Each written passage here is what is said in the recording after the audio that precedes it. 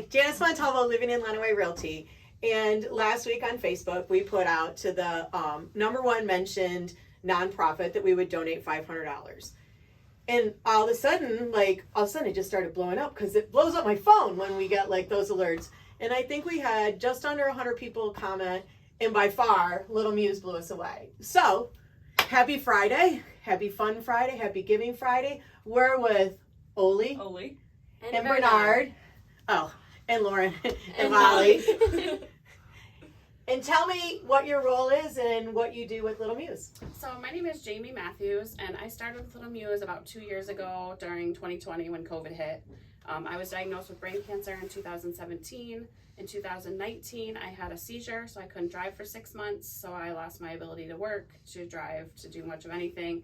I kind of got in a funk, and I needed something to occupy my time and keep me busy. So I discovered Little Mews and these cute little kittens. And so we started fostering, and I've fostered probably about 300 kittens in the last 2.5 years. Wow. I became co-director. So Donna started Little Mews in Michigan in 2017. And then there's also Jen, who's a co-director, and Kendra, who's a co-director. Okay. And Kendra works at Red Mill Pet Supplies. Okay. So a lot of people from Tecumseh know her. Yeah. I live in Adrian, and I foster with my husband and my 4 kids, and they are all very much involved, and they all help change litter boxes, they help feed kittens, they help socialize kittens, they help at adoption events. And I'm a lot of times taking in the sick kittens because I don't work, so I have that extra time for vet visits. So little Oli here, when we found her, somebody found her trying to crawl up underneath their vehicle. Bernard likes to climb. He was found after his sibling was attacked by a dog. They think he was dumped at a grooming office. So he's still trying to get socialized and learn his manners a little bit. So Oli looked blind when we found her, but she went to the vet. She's been to the vet twice, and with eye drops, her eyes are looking amazing, and they think she can absolutely see. And so she has came a long way, and this little guy is just working on being socialized because he's kind of crazy. They're like total opposites. Like, I'm just going to cuddle in, and I just want to go. He was probably born outside, so he's a little more feral and skittish. But we've been working on him with little liquid pouch treats that he absolutely loves, and so we've gained his trust with that. A lot of our cats come from strays that people find outside. People throw their cats outside when they don't want them anymore. They're obviously not spayed and neutered. They have kitten after kitten after kitten. The average cat has 3 litters of kittens a year. Oh my gosh, I didn't know that. They can start reproducing There's another fact for Friday. Friday. They can start reproducing at 6 months old. Wow. So that's a lot of kittens. Because if they have a spring season of kittens, those kittens will have kittens by the 3rd season of kitten season. Wow. So if they have 6 kittens, then those 6 kittens have 6 kittens, and then those 6 kittens have kittens. So tell me a lot of that. Yeah. I mean, I grew up on a dairy farm out west of Adrian. So needless to say, when people don't want kittens, what do? You send them to a dairy farm because we feed them milk, apparently. I don't know what they, So tell me what the main purpose of Little Mews is. So the main purpose is to get cats off the streets. Okay. And obviously get them spayed and neutered. People will come to us and they had a cat that didn't get spayed on time. They didn't think about it, or especially with COVID, a lot of rescues or a lot of the Humane Society stopped doing spays and neuters for a while. So they had appointments on the books. Well, then they stopped doing it. So then they didn't get it spayed in time. The cat happens to get outside because when a cat is in heat, they do everything they can to get outside and find those males. And males will come for miles when they smell a female in heat. Really? Yes. So if you have a cat that's not spayed and it gets outside, it's going to end up pregnant. So then the cat comes back pregnant, and then they have kittens, and then they don't know what to do with the kittens, and then they give them away for free on Facebook. Right. And then those people don't know to spay and neuter, and then even if they get a pair of kittens, then they're having more kittens. So a lot of people will call us and say, hey, I have this mama cat, she showed up pregnant, or it was a cat that we had. I can't get an appointment to get her spayed. Is there any way you guys can help us? And we're like, well, absolutely, we'll take the kittens. And then, we have this appointment that we can help you out. We'll take your cat to get spayed, and then they pay us, the fee, because we do a lot of low cost spay and neuters. We use the Humane Society for that. And then we started going to All About Animals in Warren. It's quite a drive, but we can get 20, that's a little hike. We can get 25 spots a day. So we take a whole load. So I have a van, so we put all my seats in the floor, and we loaded up 25 cat carriers last week on Monday. So we drop them off at 8:15 on Monday and pick them up at 7:15 on Tuesday. So we're getting up really early to take all these cats. Really? But we have almost 300 cats in rescue right now. And That we are don't have currently, a like- building. Okay. So they're all in foster homes. 300. Yes. Yes. Wow. Yes.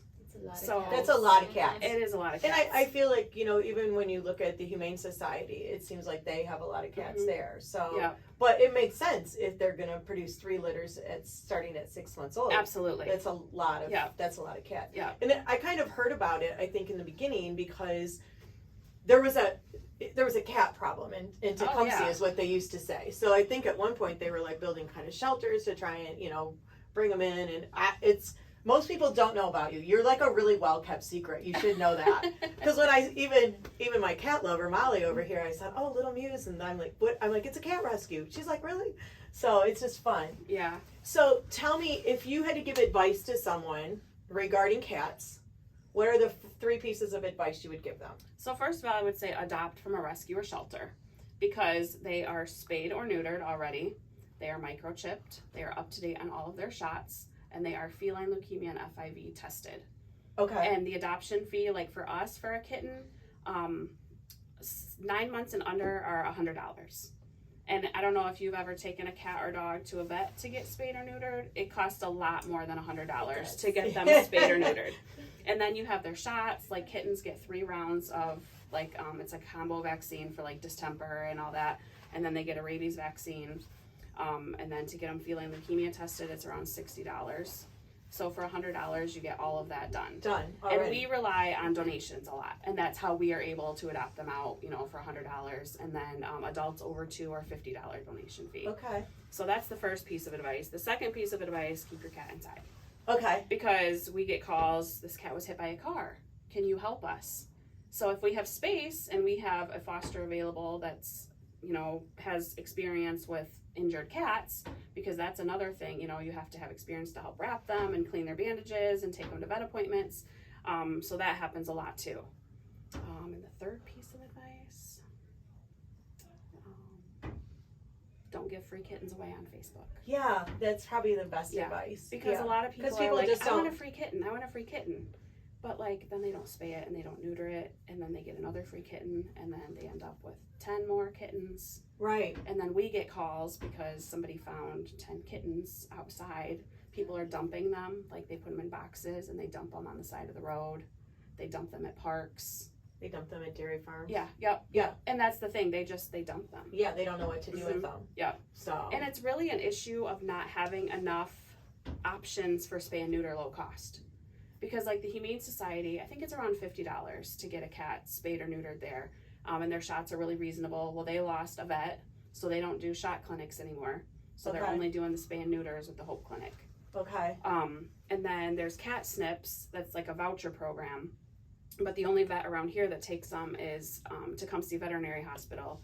But you have to have them at 6 months or older before they will spay and neuter there with the cat snips voucher. Okay.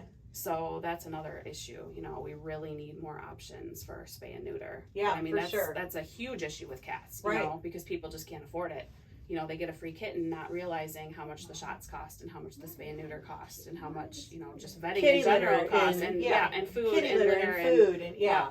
Yeah. Yeah. A free kitty isn't really a free kitten after a Yeah, while. and I learned that myself because we took in a couple free kittens because I'm like, oh my gosh, look at how cute, and I feel bad that they're given away so young. And so that's how kind of we started fostering, because we took in these free kittens, and then we took in 2 other free kittens that somebody had found, and we fostered them before we started with a rescue. And my daughter fell in love with them. She's now 13, and she's like, Mom, I can't let these kittens go.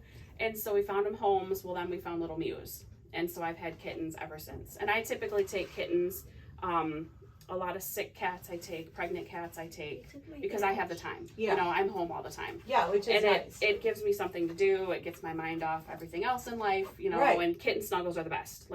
Every time I sit on the couch, I have a cat in my lap. Because at my house, I have 2 cat rooms that are dedicated to cats. I have one that's typically a pregnant cat room where we keep them.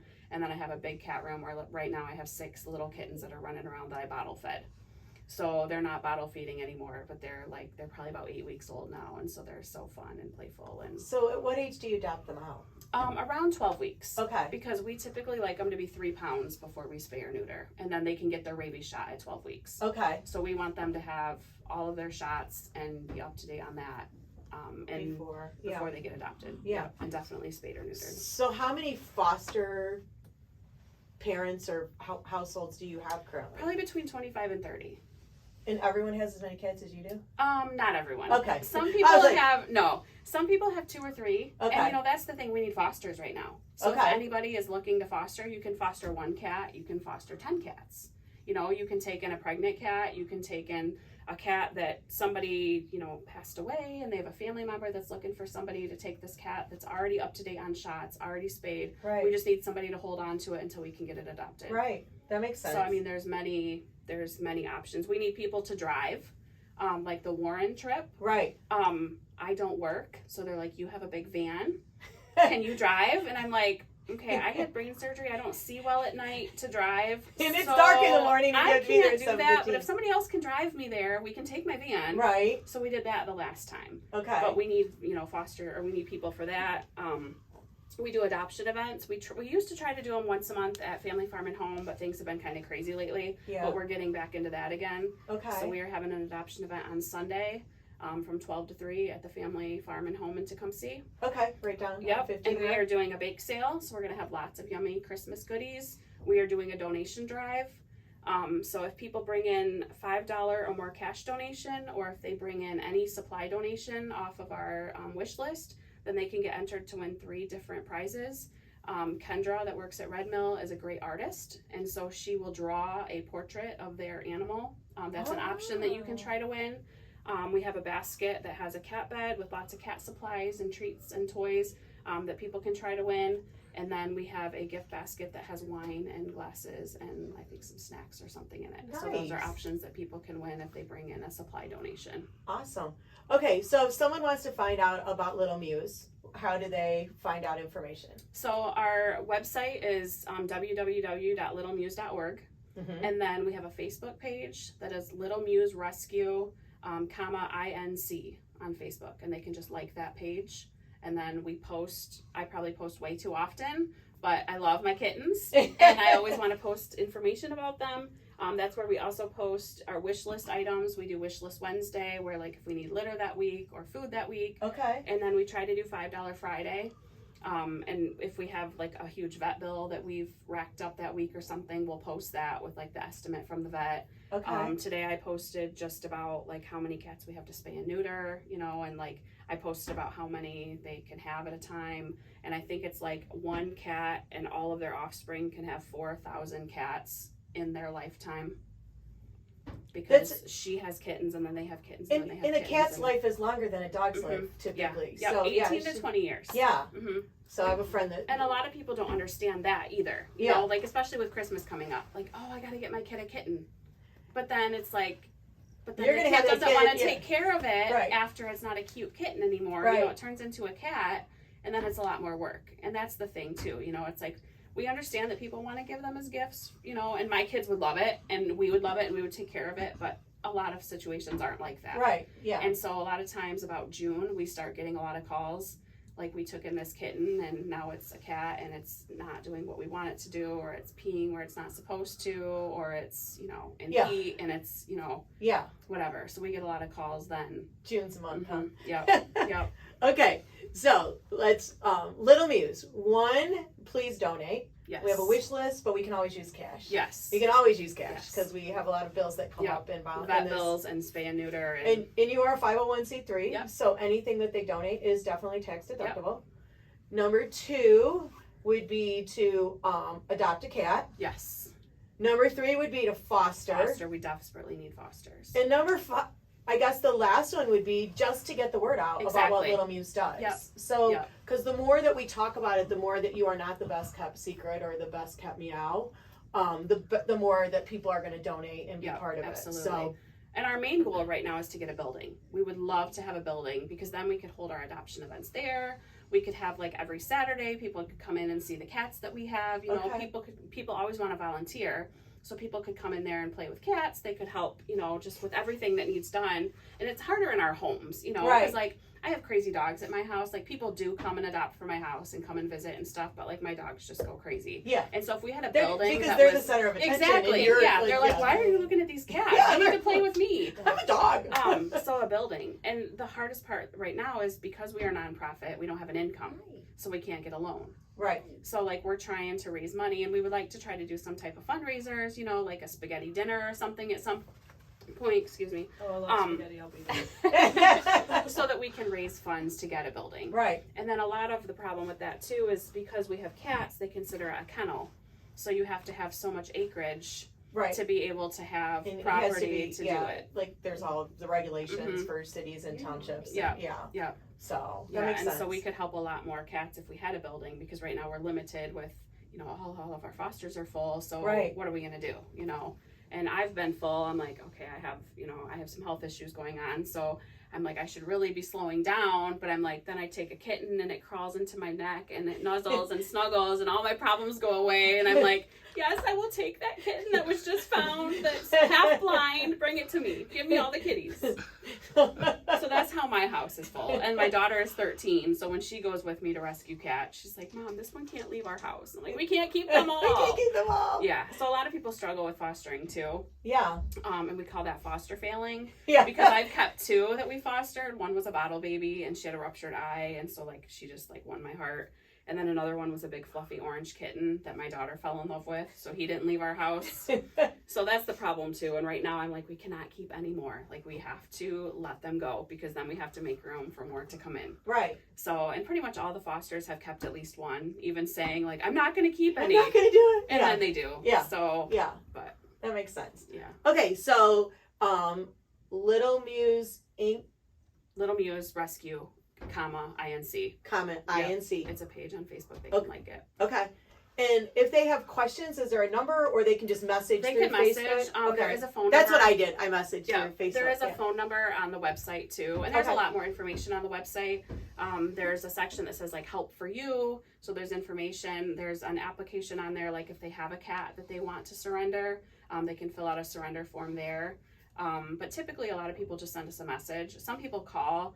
But Donna is the head honcho, and she gets probably 50 calls a day. She's going to love the fact you call her the head honcho. Donna's like, oh, God.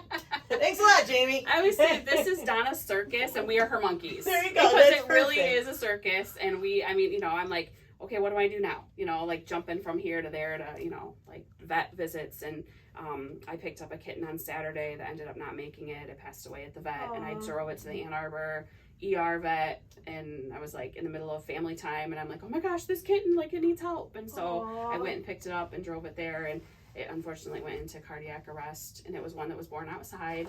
So it had really goopy eyes and a horrible respiratory infection. It had fleas, and so it was so anemic that they couldn't even draw blood. Aww. And so that's the thing too. Like there's just so many strays. Adrian is horrible with strays too. Yeah. Like they're found everywhere. Yeah, I feel like Lenawee County, we're known for cats and deer. Yeah. Yep. Yeah. Yep. Please don't hit either one of them. Yeah. Yeah. So anyways, we appreciate everyone reaching out on our Facebook page. We hope everyone likes our Facebook page so we can continue these kind of conversations. Absolutely. And I would present you with the check, but I learned a lesson last week, and as I got a message from somebody, you should not hold a check up because you can read like I was like 10 o'clock at night, I'm trying to pull down pictures and redo them. So we will send you off with a $500 check to Little Mews. We do appreciate everything you do. We appreciate you guys so much. And honestly, if there's some way we can help other than Molly being able to get one more cat, which is not going to happen, certainly reach out, because, that's what we do. We try to help our community. So we appreciate everything you do. Yes. We wish you the best in your battle of health and in saving Oli and Bernard. Yes. Yep. Make it a great day. This has been Janice Montalvo with Living in Lenawee Realty. Thanks so much. Bye. Thank you.